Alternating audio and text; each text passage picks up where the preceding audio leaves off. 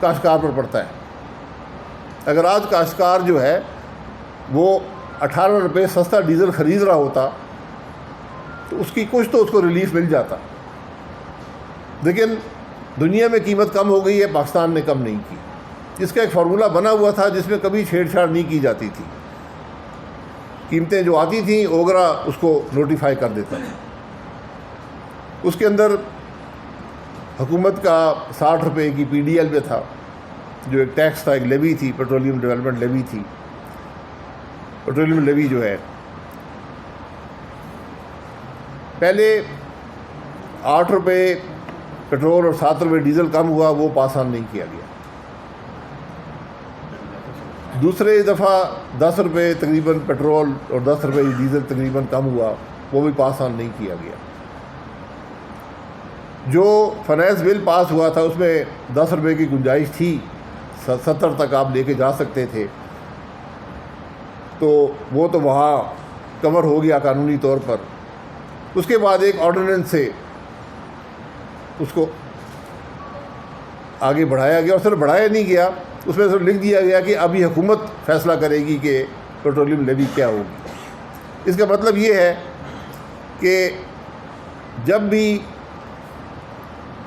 قیمت بڑھے گی پیٹرول کی، ڈیزل کی، تو حکومت بڑھا دے گی، جب کم ہوگی تو وہ اس کو اسی سطح پر برقرار رکھے گی اور پیٹرولیم لیوی میں اضافہ کر دے گی، کیونکہ اب اختیار حکومت نے لے لیا ہے۔ اور یہ بالکل غیر قانونی ہے، کیونکہ ٹیکس لگانے کا اختیار صرف پارلیمنٹ کے پاس ہے۔ کہ آرڈیننس سے آپ یہ کام ایک اوپن اینڈڈ نہیں کر سکتے کہ جو مرضی حکومت فیصلہ کرے، قانون میں لکھ دیں جو مرضی حکومت فیصلہ کرے گی وہی لیوی لگے گی۔ یہ ایک خرابی ہے۔ دوسرا، اب ہمیں بتایا جاتا ہے کہ جو یہ ہم نے پیسہ ہم اس سے بچے گا، اور تقریباً یہ اس مہینے 23 ارب ہوگا، اگلے مہینے ہر مہینے 30 ارب اگر قیمت یہیں پہ رہتی ہے تو یہ بلوچستان میں سڑکیں بنائی جائیں گی۔ تو ہمارا سوال یہ ہے کہ اگر یہ قیمت تیل کی کم نہ ہوتی تو پھر بلوچستان میں سڑکیں نہ بنتی، پھر بلوچستان بیٹھا رہتا۔ یہ بڑی عجیب خام خیالی ہے۔ حکومتیں جب سڑکوں کو پلان کرتی ہیں، ان کے اپروول کرتی ہیں، ان کی فنڈنگ کا بندوبست بھی کرتی ہیں، بجٹ میں رکھتی ہیں۔ وہ انتظار نہیں کرتی کہ پیٹرول کی قیمت کم ہوگی، ڈیزل کی قیمت کم ہوگی تو ہم بلوچستان میں سڑکیں بنا دیں گے، اگر نہیں کم ہوگی تو ہم نہیں بنائیں گے۔ یہ عجیب عجیب سوچ کی حکومت آج ملک کے اندر ہے، جو یہ چھوٹے چھوٹے یہ تماشے کر کے حکومت کرنا چاہتی ہے۔ اس طرح حکومتیں نہیں چلتی۔ حکومتیں مستقل پالیسی بناتی ہیں، اس کے مطابق ملک کی پلاننگ کرتی ہیں، پھر ملک چلتے ہیں۔ تو آج میں صرف گزارش یہ کروں گا کہ